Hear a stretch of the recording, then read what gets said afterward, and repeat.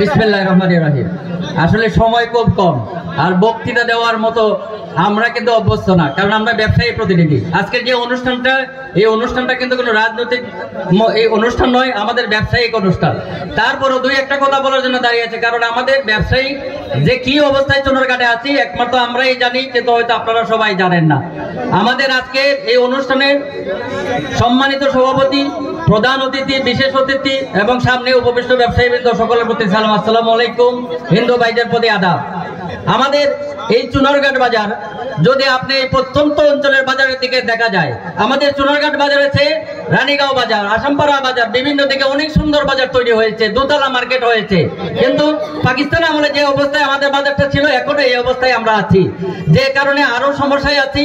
আমাদের বাজারে ব্যবসায়ীরা এখন আসতে চায় না, সবকিছু মফস্বলে পাওয়া যায়। তারপরও কিছু জিনিস আছে, আমি গুরুত্বপূর্ণ আমাদের এমপি মহোদয়কে আজকে আসলে 40 বছরের মধ্যে আমরা আজকে পেয়েছি কথা বলার সুযোগ, এই জন্য দু একটা কথা বলবো।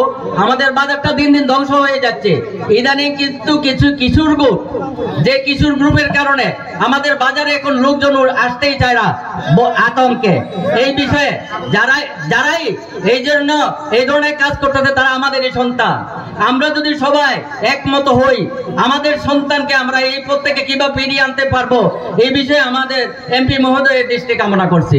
পাশাপাশি আমরা আজকে অভিভাবক শূন্য, মুরব্বী শূন্য, আমাদের এই বাজারের সম্মানিত সভাপতি মরহুম আলহাজ আবুল হোসেন রাখল ভাই, যার মাধ্যমে আমাদের ব্যবসায়িক সমস্যা, যে কোনো সমস্যা দ্রুত সমাধান করে দিচ্ছেন।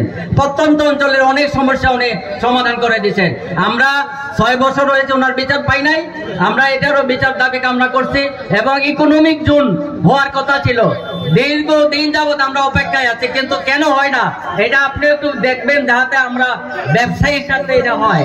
এবং এই কামনা করে ওনার কথা শুনবো। ওনার কথা শোনার জন্য আমি কথা শেষ করলাম। ধন্যবাদ সকলকে, আসসালামু আলাইকুম।